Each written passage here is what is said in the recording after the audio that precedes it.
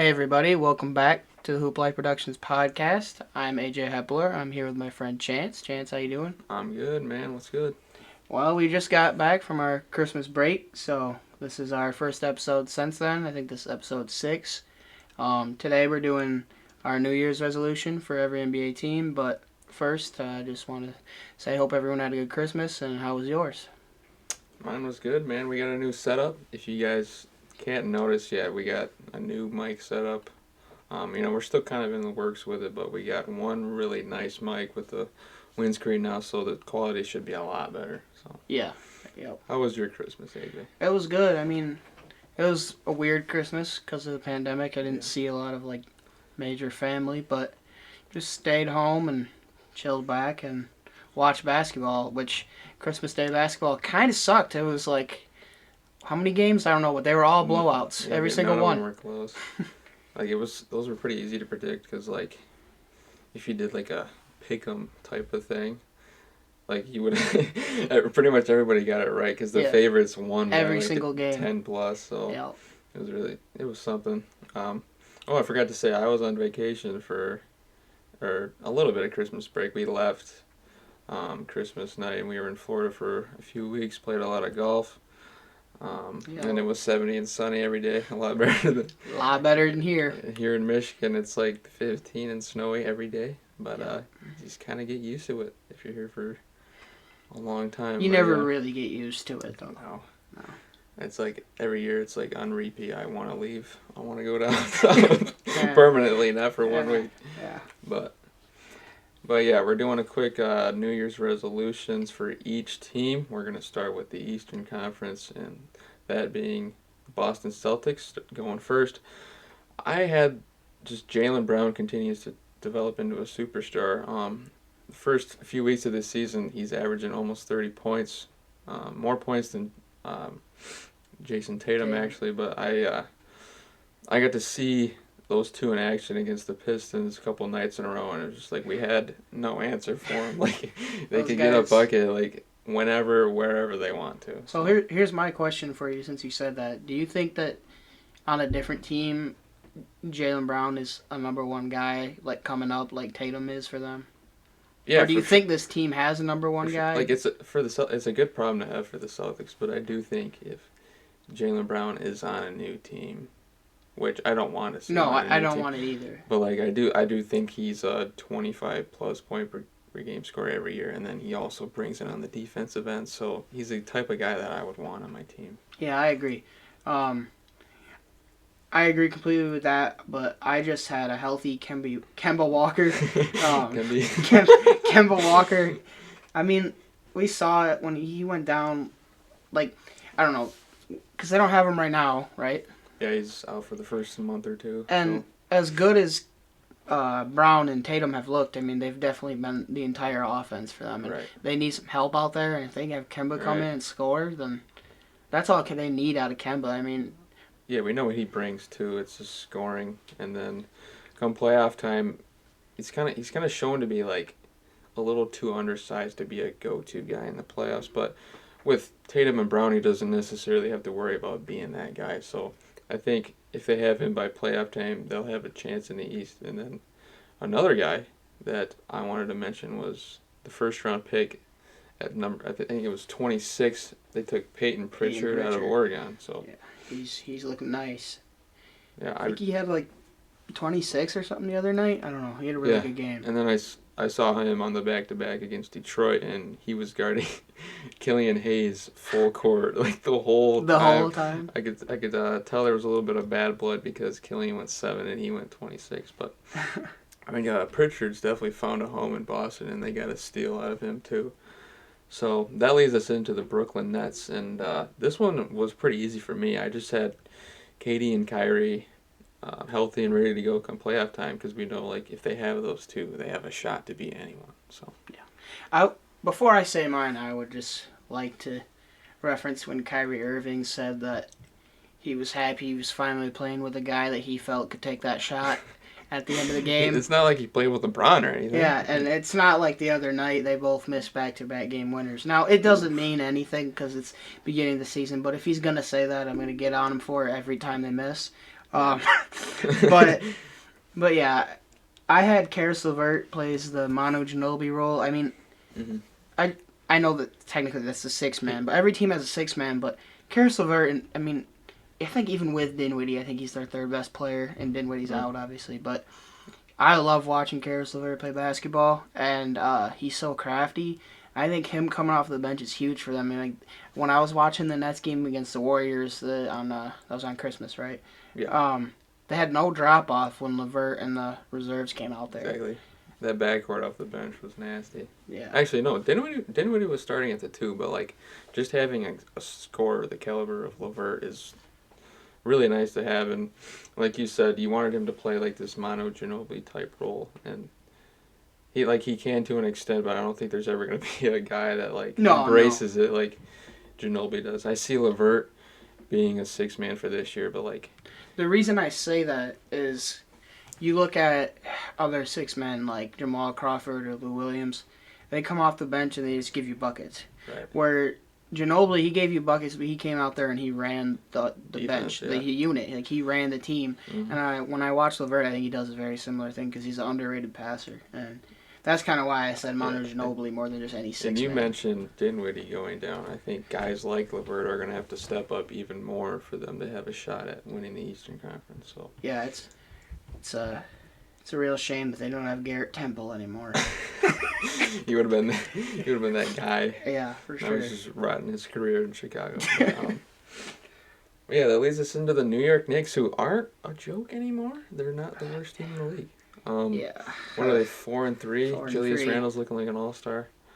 But yeah, my opinion hasn't really changed that much. I don't see them making the playoffs, but I just had, R.J. Barrett, Mitchell Robinson, Obi Toppin continue to show their star potential, but Obi Toppin's definitely gotten off to a slow start. He's only played one game so far. I don't know what the deal with that is. I don't know if he's hurt or just not performing well in practice, but I'd like to see him out there more. And it's kind of unfortunate for him that Julius Randle's taking this like huge step early in the season. I don't necessarily see it like continuing through a 72 game season, but We kind of had talked about this after the draft, though.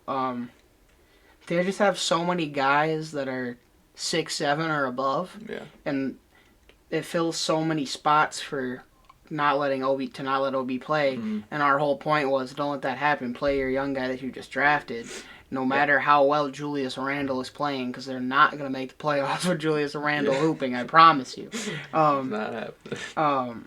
Sorry, Knicks fans. Which is exactly why my resolution for them was to get good value out of Julius Randle, because I don't understand. Right now, his value is higher than it's ever been. So. Yeah. So I think they got to ditch him as soon as they can to get more young guys or a pick or anything that they can. At least by the trade deadline, because he's not going to be this all-star caliber player throughout the whole year. Like, defenses are going to start to figure out what he's doing that is, like, working so well. But, shout out to Tom Thibodeau as well for getting so much out of so little so far earlier in the year. And we kind of knew that when he got hired. We're like, this guy's not going to tank. Thibodeau's never done that at all.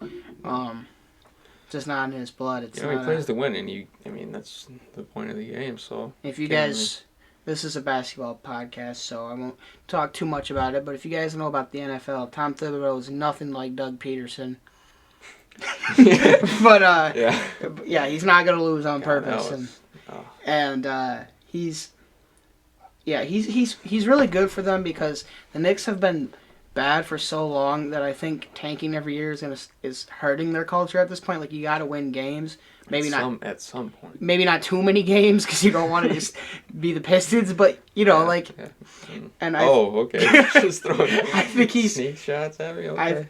I think he's good for them with the young guys they got. Like, he's a perfect guy for an RJ Barrett, and that's working out really well right now because RJ looks like he should have been on the rookie team last year the way he's playing. Yeah, I surprisingly like what I see out of the Knicks so far. But next we got the Philadelphia 76ers, and they're playing really well. What are they, 6-1 or something like that? So they're best in the East. Yeah, the tops in the East so far.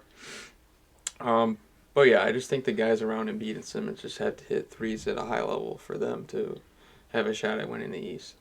Yeah. Now, before I say mine, I think one of the biggest reasons they're at the top of the East, and this guy got a lot of crap last year because of the way it went down, but I think it's Doc Rivers. Like, Yeah. he, obviously they put shooters around them, like you said, and that's what's helping them a lot. But Doc Rivers definitely has a bigger presence in the locker room than Brett Brown did. Yeah. And Sure. mine was to get Ben Simmons to become more respectable from beyond the arc. And, I mean, he hit a three the other night, didn't he? I think he hit one. Yeah, I did see that. Yep.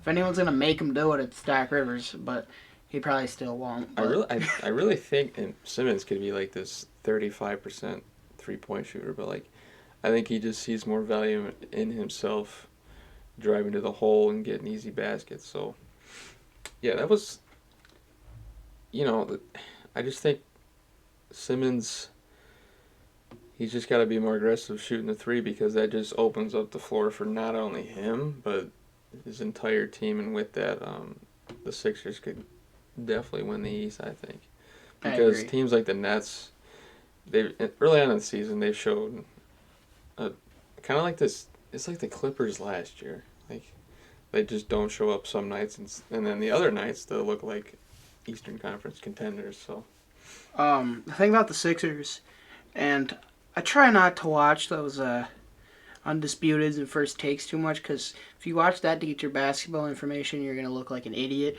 But I was watching it the other day, and Max Kellerman was talking about how with NBA players, you always doubt them, or you always believe in them, and then right when you doubt like like for example LeBron James. The when he officially like stamped himself as clearly the best player in the league again was the year everyone said Steph Curry was going to do it, and then he did it again when they said it was Kawhi Leonard.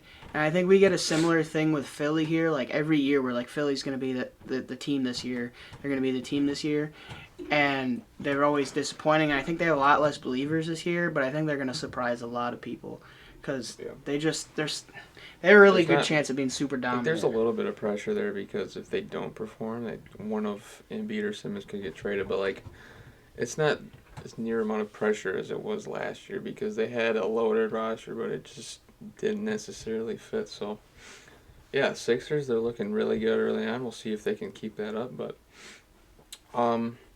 now we lead into a team that is really struggling early on. I think they're at the bottom with the Pistons in the East so far. The Toronto Raptors. I think, simply put, like Siakam's got to find his groove again. Yeah, I think he's averaging 16 and 6 or something around there right now. He's not that, and I don't know if it was fair of us to deem him that number one guy off one season, but I still think he's better than he's playing right now.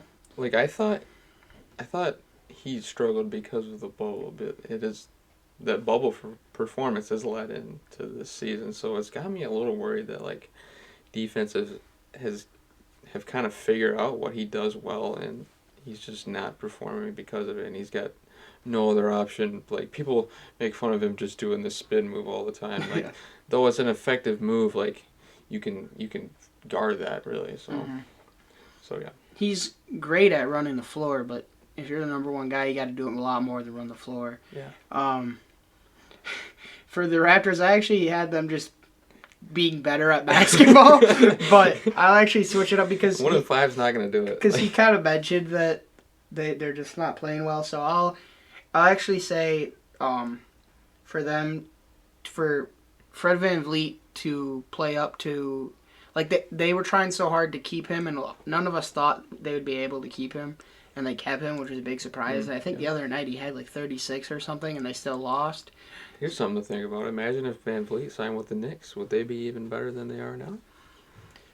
Yeah. I guess. Yeah. But my point is, if like Siakam and these other guys get their stuff together while VanVleet continues to hoop, that can really turn them around. So for their resolution, just let VanVleet keep hooping. Nothing happen, Like I think this is the last year that the Raptors can be contenders with what they have in the roster, because Lowry is like 35 and he's going to be a free agent this offseason. So if they're going to win this season, and then next season you can rebuild with Siakam and OG because I don't know if Kyle Lowry stays, knowing that they're gonna hypothetically have no shot at winning the Eastern Conference. I see him going to a team like It's just cold in like Toronto. I don't know if I'd stay there if we aren't winning. yeah, that's true. You know. But yeah, the Bulls early on they've been kind of what I thought they would be like somewhere around Bad? 500. Are they? What is their? They beat the Blazers last night. So Yeah, they're up and down because they're so young, but yeah. yeah, they're showing flashes, but that's kind of like what they've done the last few years. But yeah, my New Year's resolution was just their young guys continuing to find chemistry with one another because that's really all it comes down to. Like the individual talent isn't the problem in Chicago; it's putting it together, and that kind of goes on to Billy Donovan. So Yeah, mine for them was to get better on defense. Let me question you here, Chance. Do you know who their best starting defensive player is? I do. I want to see if you know. Is it Otto Porter or Wendell? Yeah, it's Otto Porter. Okay, yeah. And like that's what's your ceiling with that, you know? And I've watched their games and they just can't stop anybody at all. Nobody can defend. And then Patrick Williams is probably their second, him with Otto Porter. And so they just got to get better on defense, and they got to put some trades together. I don't know how long Zach LaVine's going to be there at this point. I mean, Zach LaVine's been like one of their only bright spots. Yeah. But he doesn't exactly bring it on the defensive end either. No, not at all. So the Bulls, I'm hoping they can get it together, but the clock is ticking. Lowry's going to be a free agent. LaVine, he's like in the prime of his career now, so he wants to win like any prime player would. So next up, we got the Cleveland Cavaliers, home of Sexland. Yeah. And speaking of Sexland, I had them just continuing to show that they are the real deal because early on in the season, Sexton and Garland have shown that they are the real deal, and it's been really fun to watch. Yeah, I agree. Like, Colin Sexton at this point is just a bucket. Like, he's a guy that I think perfectly suits like a bench, like a six-man role, but in their situation, obviously, he starts. And Darius has surprised me. I mean, he's out there hooping. But I had Okoro playing more because he's only played, I think he's played 2-3 games so far for COVID-related reasons. And I don't know if it was an injury or if it's just COVID, something else. Yeah. He looks good out there, but his offense doesn't look so far. You're talking about Okoro? Yeah, Okoro. Yeah. His offense so far, his shooting splits are terrible. it's not making up for how good on defense he is. Like, it's not even enough. And also, I had them getting trade value out of Kevin Love because Kevin Love's got to get out of there. We've always been wanting Kevin Love to go to a team like Portland, but they're probably out now with Covington. But just getting good trade value out of him and then hoping Okoro plays more. That's all I really have for them. Yeah, Kevin Love has been out. I have him on one of my fantasy teams, so it's kind of annoying. I have him on the IR right now. But he's not getting trade value if he's not playing, so that's kind of tough for them. But then the Okoro part of it, he's just got to show that he can play defense and then get open shots. If he's not hitting them, you just got to realize that that's going to come at a point. And he's got a lot of time to improve. Cleveland at the moment would be in the playoffs, but I don't necessarily see them staying in the playoffs. But oh no. And that leads us. AJ, you take this one. I don't even want to talk about it. So, Chance had originally said just for the young assets I should probably say this. This is for the Detroit Pistons. He had originally said for his resolution was we are a joke for the young assets to continue to show promise, like the few that there are, like Jeremy Grant. Okay, no. Let me get real. Okay, I'm gonna try to be as least biased as I can. Blake Griffin sucks now. He's washed up. He can't guard anyone. Anyways, getting past that.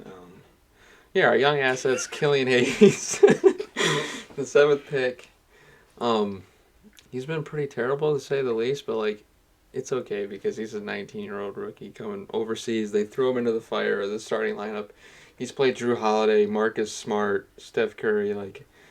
like back-to-back games. But it's like you don't have to wait for him to improve anymore because he got hurt. He got hurt. And that's another big thing. Like it's either he's back in 4 to 6 weeks, or he gets a surgery and he would be out for the season. I personally hope he gets the surgery because long term. Okay, this is to be real here. Like long term, like we saw this type of injury happen to Isaiah Thomas, and Yeah. he went from an MVP caliber player to like out of the league. And I want Killian. I want Killian to get this surgery so he's. I wouldn't be quite as worried due to the fact that Isaiah Thomas is an inch shorter than me. So the injury definitely could have affected him a lot different than other people.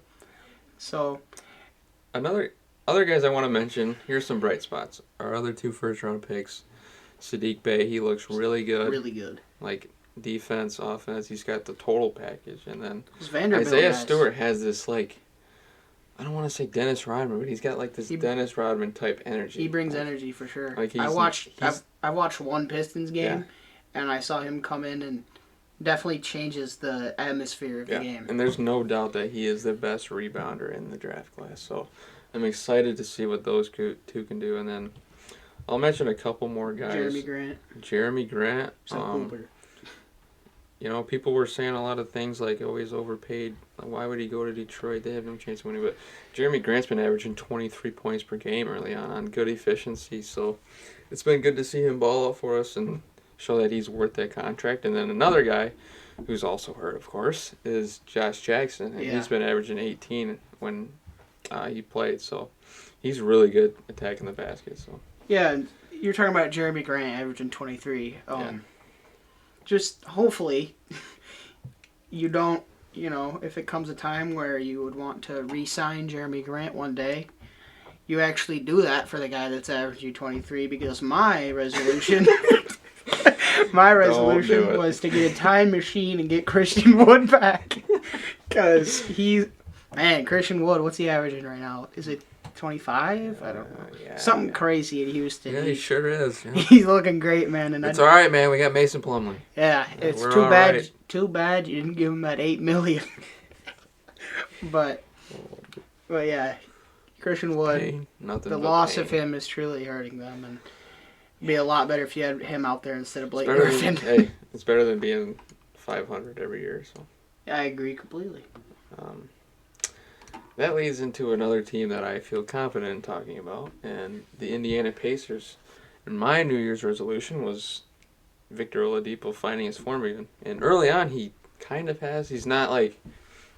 He hasn't been 2018 Oladipo, but he's been like a serviceable guy. Defensively, he's been really good. He had that steal on Lonzo. I don't know if you saw the end of that game.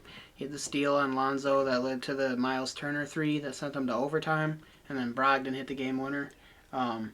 But yeah, defensively he's been great. You just gotta keep asking him to improve, get back to what he was on offense. Because if he does that, then I think they become somewhat of a threat the way that Sabonis is playing. They're definitely like the biggest X factor in the East for sure. Which is why I had Sabonis as my resolution for them, for him to continue to just become. I mean, he's a star right now. I want to call him superstar because there's only a few guys that one of the most underrated guys in the league for sure. Yeah, I mean people are just starting to take notice of what he can do. So. He's like the only guy that plays back to the basket, but we've seen a lot of guys that do that. Like Jahlil Okafor, his career kind of went down because of the fact that the game doesn't service the way he played anymore. But Sabonis finds a way to do it and still be dominant and win games. Like, for people that are unfamiliar with Sabonis, he's like a Nikola Jokic, but like he plays the power forward. That's pretty much the easiest way. He's not quite the passer, but he's a really good passer. He could get buckets, rebound. Yeah, he's actually a lot like him. Probably a little better on defense because he can kind of jump compared to Jokic, who can't at all. But if they continue to have a star in him with, like you said, Oladipo finding his form again, then they're really dangerous. For sure. And that leads into the best team in the Eastern Conference. Yes, I said it, the Milwaukee Bucks. My New Year's scorching resolution. take. My New Year's resolution was for their second unit to hold their own in the postseason because I'm kind of tired of them like being the best team in the regular season. I want to see them bring it in the postseason. So Yeah. Honestly, I agree with you, but I think not more than just their second unit, because you watch teams that build a wall against Giannis, and I mean he still gets his stats are gonna look the same, but you watch those games, and we got to see more from him. They seem to definitely be that team that knows the formula to success until someone figures out how to make changes. Yeah. And I don't think Budenholzer is great at making changes, or at least he hasn't showed it so far. So if they can do that with, like you said, their second unit being able to hold their own, which they haven't been able to, yeah, that's big for them. I had the rise of Dante DiVincenzo. I personally don't like Dante DiVincenzo because he dropped 30 off the bench on my Michigan Wolverines. Yeah, he's a monster. But he's already looked improved this year from three. That was really the big question. He can really clamp people up. Like he can actually really defend. But if they can get 3-and-D out of him from Giannis driving to the paint, then I think that's huge for them. I think it's funny. Like I think an underrated part of like DiVincenzo this season is like he technically got traded this offseason. Yeah. And then it got voided, so I don't know if that gave him a little bit of motivation to be better, but yeah, he's definitely looked a lot better this season. I think the Bucks playoff time, I think they're going to look a little different with Drew Holiday and DiVincenzo alongside Giannis and Middleton. So another bright spot of the Eastern Conference early on is the Atlanta Hawks. Their new pieces have looked pretty good, I would say. It's been more like their young guys like DeAndre Hunter and Cam Reddish and John Collins that have taken another step forward. But my New Year's resolution for them was just like their new pieces via free agency to find a role with them to reach the postseason. Yeah, I had, like you were talking about the young guys taking steps, I had Cam Reddish just continuing to take the next step. Yeah. Cam Reddish, thing about him, I don't know if you know this, I was reading an article about this and I kind of remember it from the draft. During the Zion, John Morant, RJ, Cam Reddish draft, they had asked 17 prospects who the hardest player they guarded in college and high school was, and 14 of them said Cam Reddish. Like, he has so much potential. I think he has a higher ceiling than DeAndre Hunter. I think he has a lower floor. I would agree with that, yeah. So I think if they can get a next step out of him and they have a guy alongside Trae Young and John Collins that can really score the ball, not a guy that just sits in the corner and hits open threes, but a guy who can come out there and give them like 17 a game or something, that makes... I mean, they already look really good. Like, just overall, they look like a really fun team to watch. Like, they're like a league pass caliber team. Like, you would pay money to watch them, for sure. Next up, we got the Charlotte Hornets, and then I just wanted to see them, like, find the guys moving forward because, like, they got LaMelo, like, their first-round pick coming off the bench to Rozier and Devontae Graham, and they've looked really good, I will say, but, like, you think of other guys like Gordon Hayward, he's kind of done his thing, but I want to see P.J. Washington take another step. Bridges just played really well with LaMelo off the bench, too, so I just want them to identify who, like, the guys are. Also, if any of you follow SportsCenter or ESPN on Instagram, then you probably think LaMelo Ball is the only player in the NBA. Because they post about him like 100 times a day. Like, I'm not even kidding. And I get it, he's got all the hype, but... If he shoots a three and misses, it's probably going to be on SportsCenter. And I think that literally was like LaMelo's first three-point attempt or something like that. So I agree, those young guys have to step up. Miles Bridges looks really good. But... Another thing about Melo, now that we're thinking about it, like, he could be 0 for 10 from the field, but if he makes one behind the back, they make him like look like the next LeBron. It's his 14th turnover. It doesn't matter. But all jokes aside, I think he'll be really good. No, I mean, he looks solid. He just got to improve. I had them getting rid of bad contracts. They did that with Batum. I mean, they got Batum out the door. But they still have Zeller, Biyombo. I think those are both expiring. No, Biyombo was a free agent this offseason. He's on a small deal. Oh, okay. But Zeller's an expiring, so that's okay. Okay, so They're kind of already ahead of me. In a couple of years, we're going to be saying this about Gordon Hayward. Oh yeah, Gordon Hayward. They might already want to get rid of that bad contract. But yeah, that's all I really have for them. Just keep improving and get rid of some of those contracts. Yep. And that leads to the defending Eastern Conference champion, Miami Heat. And I just want to see them get a better starting four, because you think about, like, in the postseason, you're going to face Giannis, you're going to face Tatum, who plays at the four, you're going to face, like, Siakam, Sabonis. Like, they're going to need to find a better four to win the East, in my opinion. And then you think about the finals last year, like, who's gonna face up with Anthony Davis if they were to, meet in the finals again? But, like, yeah, I guess my only rebuttal to that is who's going to face up with Anthony Davis no matter who they play. Yeah. There's very few guys. But, I mean, I agree with you. I think they need to see more out of Precious Achiuwa. He might be able to be that guy. Yeah. But we have to see more. Mine was having Tyler Hero become their number one scorer. Like, Jimmy Butler might be that guy that gets you the bucket at the end of the game. And we know offense isn't exactly, even though he'll get his points, offense isn't exactly Bam's forte. Right. If Tyler Hero can, like, step up and be their go-to. Tyrone Hero, yeah. Yeah, White Chocolate himself. If he can give them... White Chocolate 2.0. Yeah. If he can give them, like, 20 to 23 a game, I mean, they take a huge step. And I know that's a big jump, but I think it's possible. For sure. I mean, he dropped, 40 in a finals game last year, it seemed. Yeah. So yeah, Heat, they're looking, I don't know, Jimmy's been back and forth with the injuries, but I think as long as they peak at the right time, they've got a shot. So, I mean, into our last two teams of the Eastern Conference, I get the Orlando Magic. Let's just make this quick because we know who they are. I just want to see Markelle Fultz to continue to make another leap in production. This season, he's kind of shown that he's ready to go, like that shoulder injuries in the past. But yeah, I just want to see better production out of Fultz. Yeah. Fultz was my MIP pick before the season.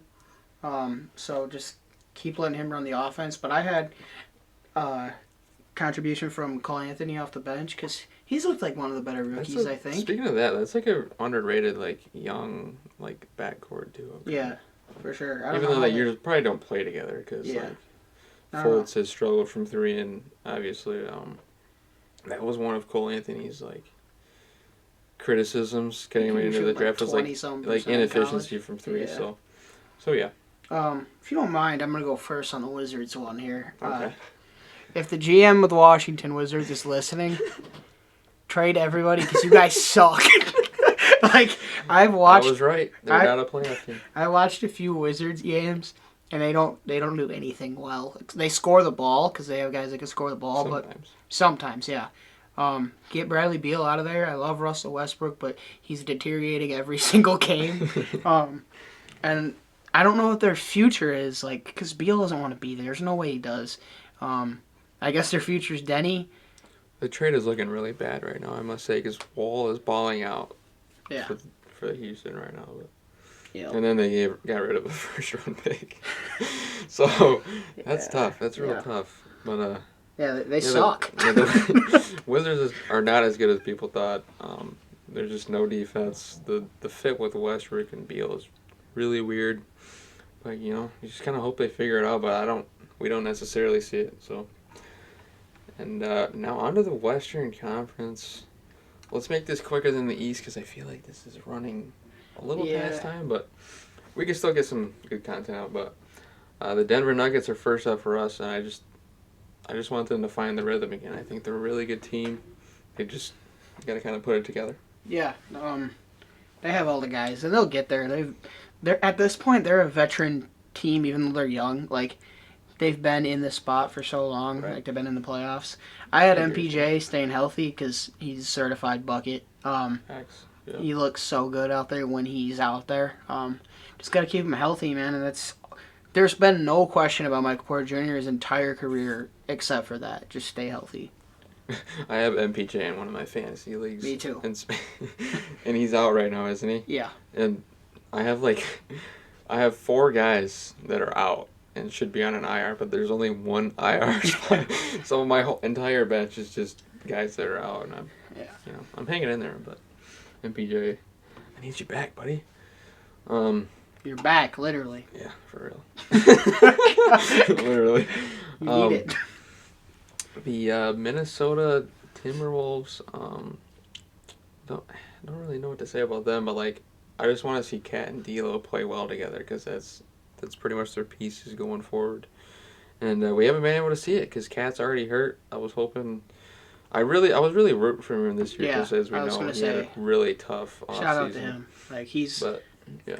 Even if he goes out there and isn't great, he's balling because he's been through a lot. So shout out to him for just even playing because I don't know if I'd be able to. But what'd you have about Anthony Edwards? I had just him getting a greener light. It's hard for him. There's a lot of spots out there that are taken, like D'Lo, Cat. But those guys together get a lot of shots. So yeah, that's like 45 shots right there. And this goes back to the LaMelo thing. Like, SportsCenter the other day posted Anthony Edwards like locking down Luka at the end. I don't know if you saw that. And it was like, oh my gosh, Anthony Edwards was the number 1 pick. I forgot about this guy because all they talk about is LaMelo and occasionally James Wiseman. But just have him get a greener light. Let him do what he wants because Cat and D'Lo, I don't know what your ceiling is with just them, Yep. Yeah, they got pieces, but I just don't. In a stacked Western Conference, I don't see them having a shot. But I root for guys like Cat and D'Lo. Like, Cat had a rough off season with family and stuff, and then D'Lo has been bounced around for who knows why. Like, he's produced at pretty much every team he's been on. Also, shout out to Malik Beasley. He's actually playing really nice. I forgot about him. Yeah, he showed flashes last year, and it's kind of continued on to this year. But and that leads to your team. I'll let you take this one away. I don't know if you... the biggest thing that I want is one of our top 200... It's the Thunder, by the way. We didn't say it. Oh, yeah, I might want to... Yeah. One of our 200 top draft picks. Just every game I watch, I'm like, okay, all I want to see is promise out of Darius Bazley, who, by the way, is averaging a double-double right now. Shout out to him. Okay. Dort, who's had off and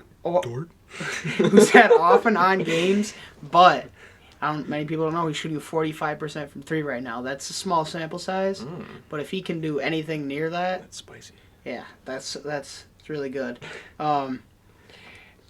Shea, he's struggling a little bit, but he's being asked to do everything. So, but at the end, I just want those guys to play, and then we lose by 30. That's all I really want, so that we can get a top pick.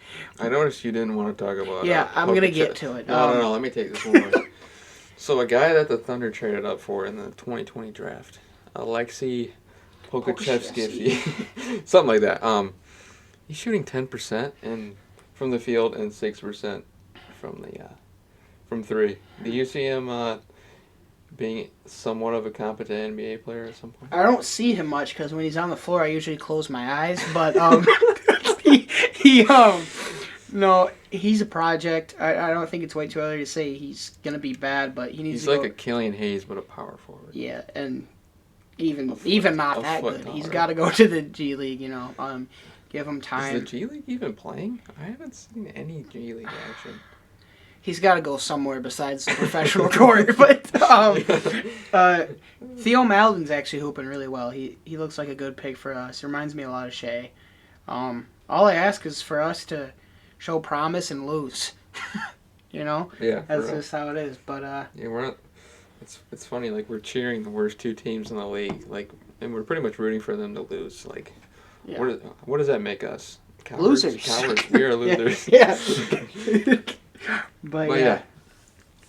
Coming into one of my other teams, the Portland Trailblazers. They haven't looked as good as I thought early on, but like me neither. They've got a lot of new pieces that have got to be acclimated with the guys like Damian Lillard, CJ McCollum, and Yusuf Nurkic, who have been there for years now. But Nurkic is also getting back into the groove. But yeah, one of those new guys being Robert Covington, who they traded for 2 protected first-round picks for, and he hasn't looked... Yeah. I thought it was 1. No, it was 2. Oh, boy. It was 2. Yeah. But, Covington has struggled early on, and he's just got to kind of find his role, and that's my New Year's resolution for them. The weird thing about Robert Covington is I mentioned this in an episode prior. I don't know which one it was, but Robert Covington's one of those guys that like when he leaves a team, that team always ends up in a position where they're like, we could really use a Robert Covington right now. But the thing also about Robert Covington, You don't want Robert Covington shooting 30%. Is the team that he ends up on usually ends up saying we really could use not Robert Covington right now, but. Yeah, he's just got to find his role, and it's early in the season. They don't look bad; they just don't look as good as we thought. Yeah, they don't look like contenders. Yeah. In the West. My resolution for them was for Gary Trent Jr. to win the MIP, and I think that's no shot at that. That's a real possibility. No, it's not. Well, he can give them like. Okay, I would agree with you, but like, is he playing small forward because CJ and Dame are playing 30 minutes a game? Small forward and shooting guard. I don't know. Yeah, point guard, kind of. Yeah, I don't know. I guess he gets good playing time. He can really shoot it though. I know. I just don't see him. I don't see him winning Most Improved Player because I feel like at least one person's gonna improve more than he did compared to last. That's probably true. Right now, it's looking like Sabonis. So. But yeah, for sure. And that leads Utah Jazz. I just had Mike Conley producing at a high level again. Like outside of Gobert and Donovan Mitchell, Mike Conley's got to be a guy that takes a step forward because Bogdanovich early on hasn't looked good, and Joe Ingles is Joe Ingles. He just kind of does his thing. Have you ever seen the Joe Ingles fan page on Instagram? It just comments Joe Ingles. like man, they are hilarious. Be that funny, but it's... I'm like in the comment section on House of Highlights waiting for them. Like I know he's in here somewhere. Like that's hilarious. Shout out to that guy. He's got post notifications on for every Instagram fan page. Man, that's hilarious. Joe Ingles too. Shout out to that guy. Yeah. But yeah. So yeah, mine. I don't know if this is somehow possible. Okay, I'll put it simply. Gobert's contract, in order for it to not be atrocious the next 5 years, he's just going to have to retire so they don't have to pay him. Yeah. I'll let you take it from here. I don't really understand it. Like, I get to a certain extent when they gave him the contract for the simple fact that they're a small market and, like, what else do they have? But you also have to look down the line, like, that contract's going to end up being so bad one day. He's going to be like 35 years old making $45 million. Gobert loses athleticism and can't be that same interior defender. Which he doesn't have much of at the moment. Yeah, but like when he can't jump at all, yeah. Which happens to guys his size, yeah, for sure. They're going to be screwed. And if there's any way that they can void that contract... He's going to be a Roy Hibbert pretty soon. Yeah, I agree. They're just going to unsign the contract. Yeah. But yeah, I'm not sure who was a fan of that contract besides Gobert and his agent.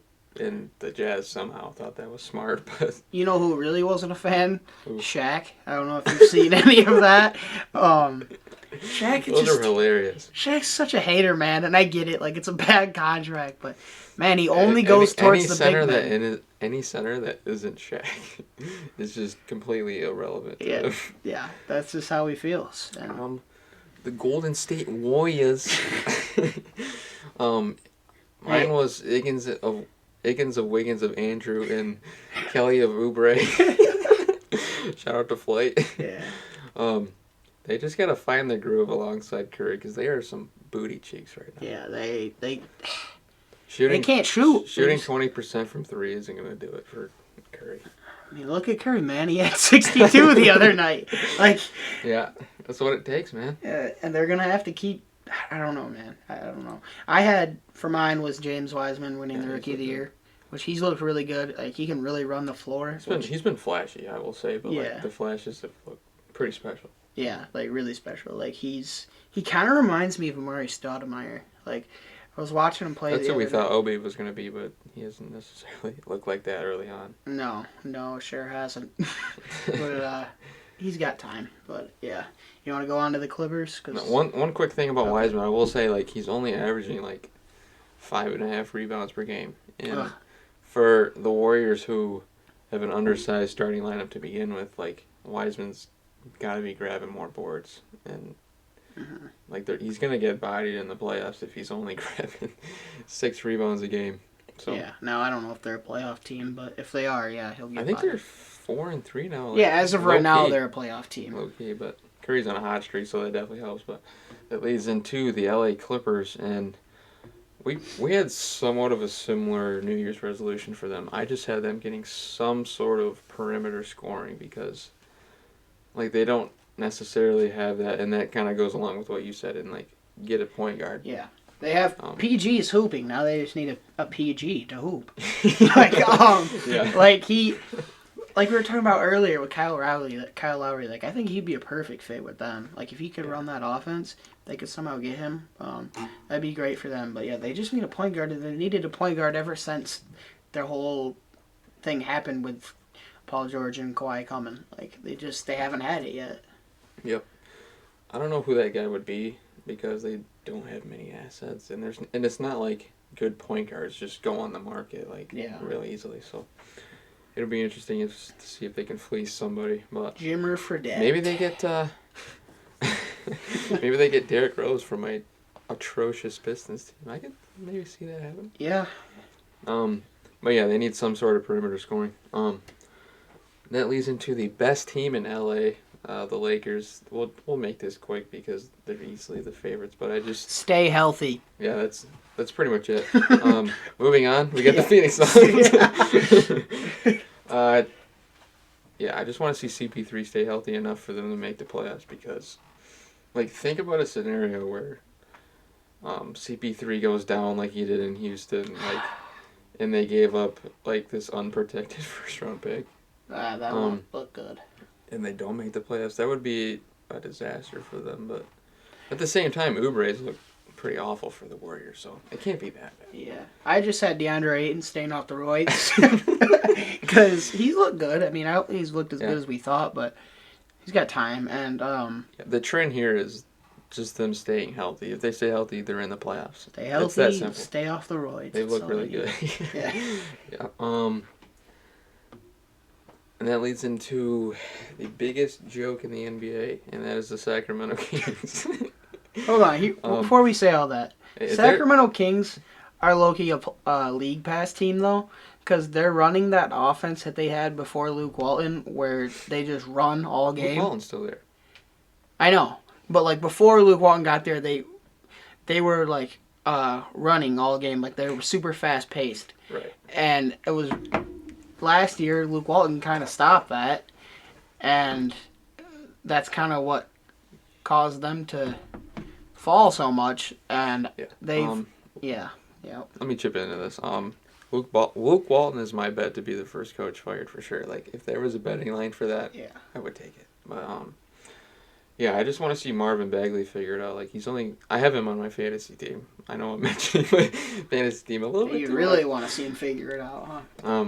I actually just dropped him today, so I want to see him figure it out for his sake. He's only playing like 25 minutes a game, alongside guys like Hassan Whiteside and who's their other center?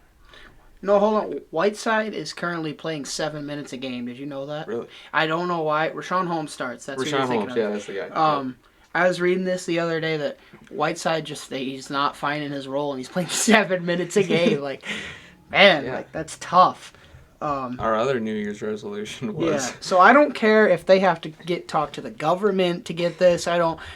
Aliens. It doesn't matter. They need to get it. The Sacramento Kings need to get a time machine. Go back and draft Luka Doncic because Marvin Bagley's probably not going to figure it out. Like, they would be really good with Luka Doncic. It'd be nasty. To any Kings fan listening to this, I'm sorry that we mentioned that so much, but God, that's like...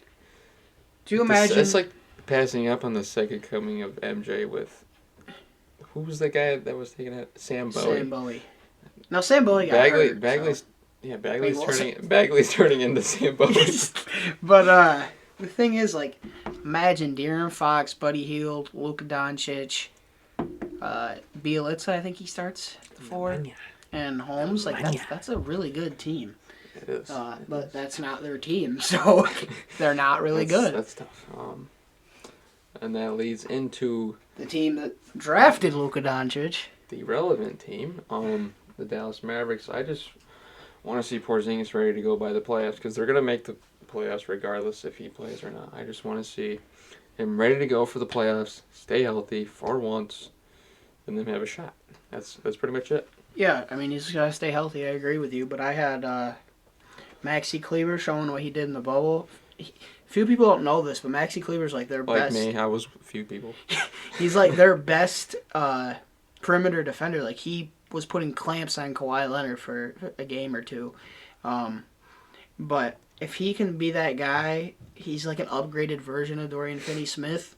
Yeah. He really helps them out a lot. And with Jalen Brunson coming forward, like, this Villanova guys, they all hoop. They're dogs, That's bro. what's the Shout third out guy. to Sadiq Bey. We were talking about Sadiq Bey, then we talked about Dante DiVincenzo, and now we're talking about Jalen Brunson. Like, those guys just all hoop. So shout out to them. For sure. That leads into the most interesting team in the league, the Houston Rockets. And all I want to see is Harden, like, giving away some of his shots. Like, he doesn't need to be the most ball dominant guy in the league anymore, because he's got guys like John Wall and Christian Wood. He does have who Christian Wood. I don't want to talk about. But yeah, he's balling. He's just for the wrong team. I just had James Harden, to like stop going out during a national pandemic. Like, that would So he doesn't screw his whole team over. that would in help a losing games. lot. You know, that's all we really have for him, is for Harden to not be a baby. And that. That's all it really Facts. is.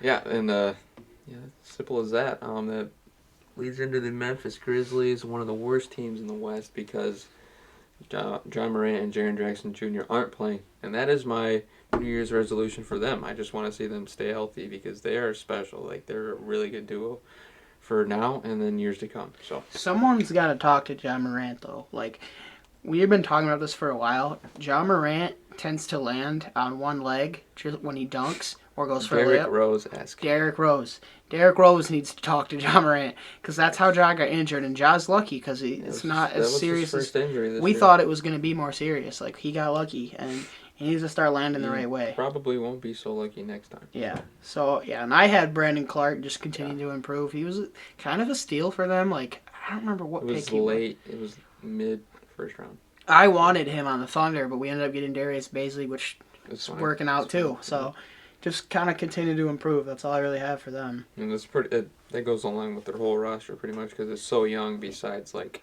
Kyle Anderson and Jonas Valanciunas. So yeah. Next up, we got the New Orleans Pelicans, one of the most fun teams to watch in the NBA. And I just want to see Zion to be let loose, and Lonzo Ball to play aggressive, because when Lonzo plays aggressive, this team is so much better. He runs that offense. Like, when he plays aggressive, he looks like the best player out there. And I'm not saying Lonzo has to realize that he is a competent three-point shooter now. Yeah. Because his form looks normal. Yeah. No, it looks a lot better. It looks a lot better. I had them finding a way to play Steven Adams off the bench, because if anyone's watched, yeah, they're fun to watch, but their spacing with Zion and Steven Adams is atrocious. And yeah, this is their lineup. It's Eric Bledsoe struggles from three at times. Lonzo Ball struggles at three at times. And then Brandon Ingram, kind of a streaky shooter. Yeah. Zion, who barely shoots any threes. And then Steven Adams, who hasn't shot a three in his life. So yeah. The spacing, like, the Pelicans, like, are finding shout out ways to win JJ games. Redick. Yeah. That's all they got. Yeah, and he plays like 14 minutes a game. But yeah, it's so weird. They're kind of like a throwback team, and it's convenient that Stan Van Gundy's the coach of them, because he ruined my Pistons, as many other coaches have too.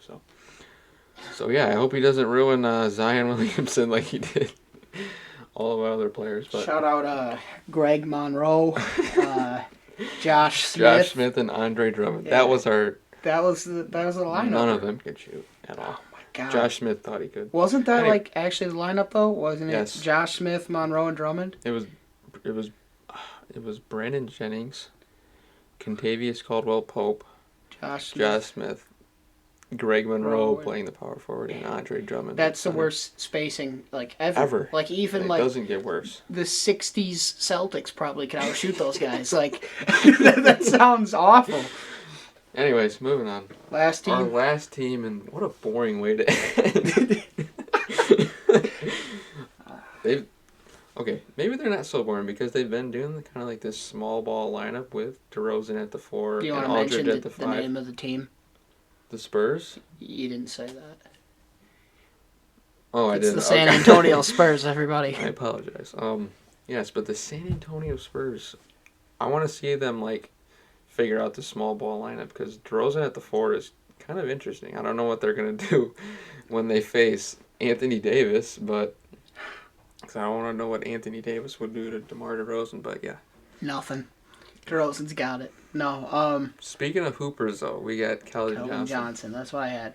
Keldon Johnson continues to hoop. He had 20. I don't know. He had 20 and 10 or something crazy the other night. He had a bunch of threes. Like he can really hoop and just. I picked him up in my fantasy. You did. You I did. did. Sure did. Was that before or after the game that he had the really? Before. I've had him for like a week now. Okay. So he's been helping you a lot, I'm sure. Yep.